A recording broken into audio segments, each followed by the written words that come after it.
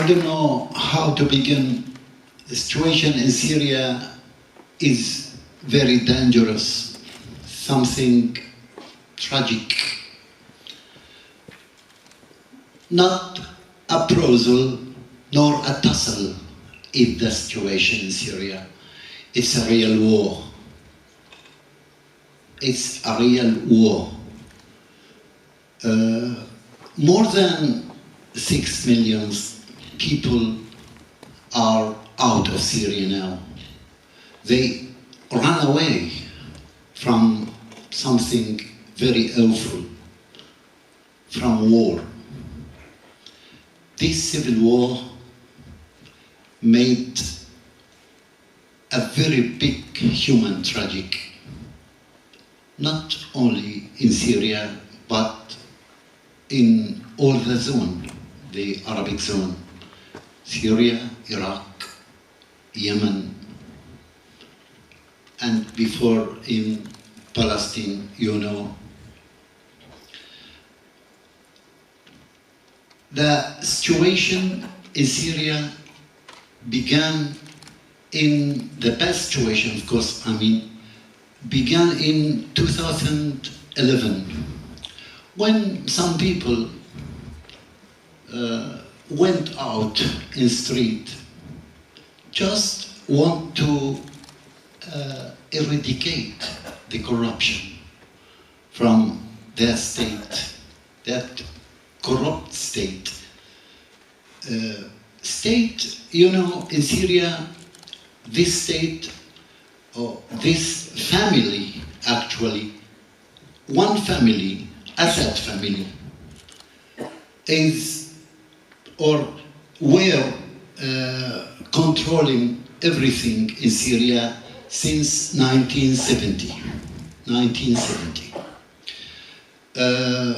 Those people just, they didn't have any weapon or anything. They just want to finish the corruption and to get rid of corrupted people. But the government answered them instead of discussion. They answered them by weapons and bombarded them. This is the beginning of the conflict. The conflict began in the south of Syria in 2011 in Daraa, a small town. Soon this conflict turned to be war, a real war. The state, the government, immediately cut electricity, cut water, and you can't even find running water just to make bath or a shower or even one time a week. The situation was very tragic. In one word, it was fuzzy, tragic. I don't find another word. I think fuzzy is the suitable word. Then everything became very expensive. You cannot find poultry, fruits, vegetables, beverages, even canned products you cannot find. So everything was like hell. Of course, you can find anything, but much expensive than usual. The merchants of wars are everywhere. These days, these tragic days, are their golden days. You cannot even find this light or electricity. The lucky person who can find 1 liter or 2 liters of water, of clean water, just to drink in order not to die. And the luckiest person is who can find a candle, just to kill the dark, medieval, rotten, dirty, miserable life. I love reading. What I'm doing most is reading. Sometimes just I was dreaming to have a candle. I was never happier than when I have a candle. Just to read something, or at least we can live without reading, but at least you can find your way in this dark life. Darkness was everywhere. As we say, it was a very, very bad situation. So it was, my city is in the north of Syria, near Turkey. And it is the biggest city in Syria. And the richest one, because it's the capital industrial of Syria. Syria is very, very rich country. I think you know. And if you don't know, ask the people who were working in Syria. There was a big sum of number from Romania. They were working in Syria, more than 10,000 persons. More than 10,000 persons or people. Anyway, the situation was very, very bad, and people were dying everywhere. Once I was sitting, and suddenly the building was shaken. I thought that it was an earthquake, but it turned after to be that the building was bombed. The roof of the building fell down. I hid myself under a table.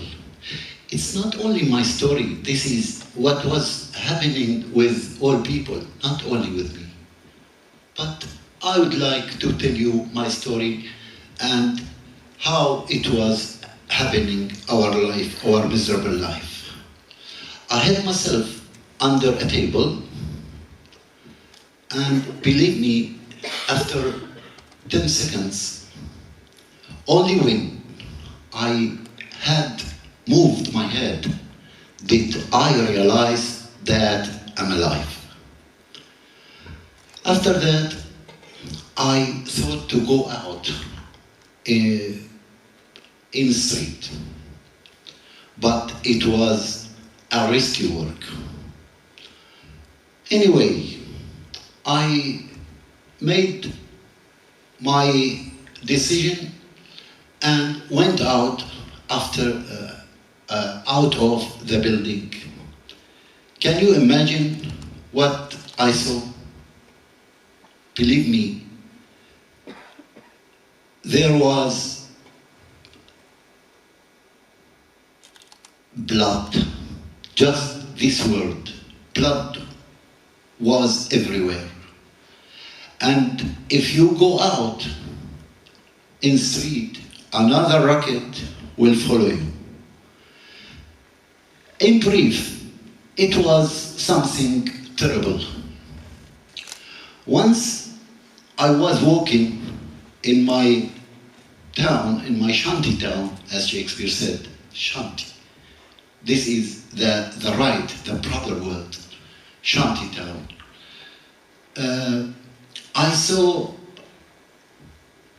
a lorry was full of something, For the first time, I said, it may be rice or sugar or water or something. Believe me, don't be surprised.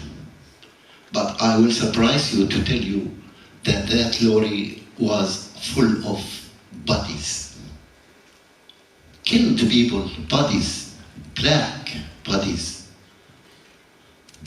This is our situation in that miserable life.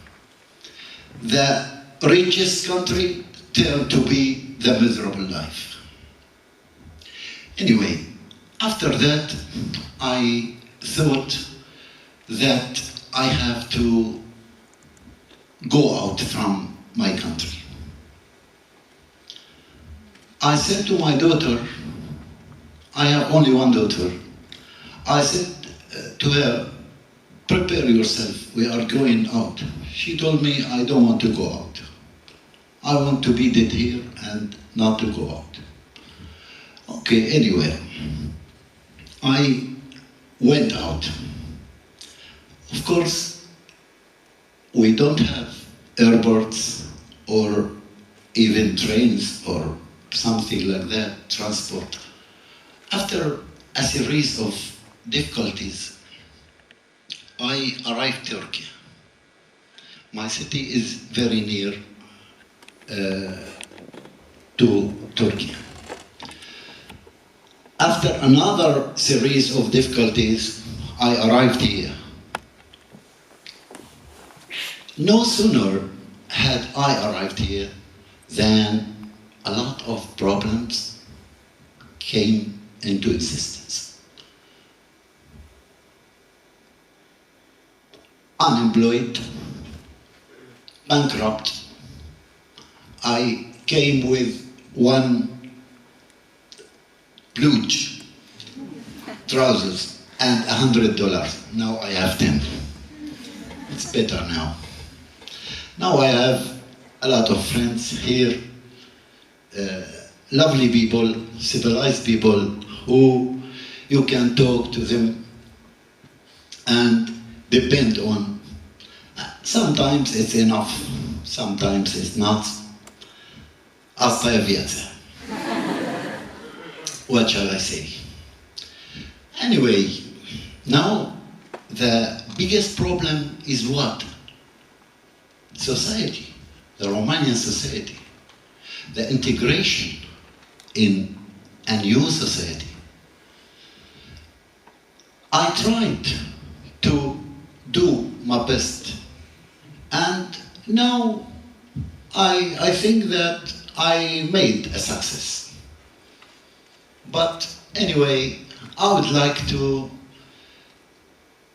see just 1 minute in my life to be in my country, because everyone loves his country.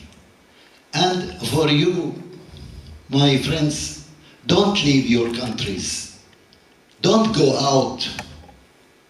Build your country. Believe me, this is my, I don't know if I have right to tell you this, but this is just an advice from a friend or a brother or whatever.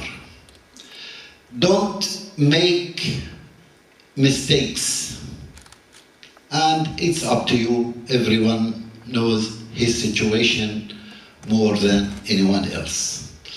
I hope that everything will be okay for you and you have a lot of success, and I am very happy to meet you and to talk to you while you're having such a successful event and conference. You are great people.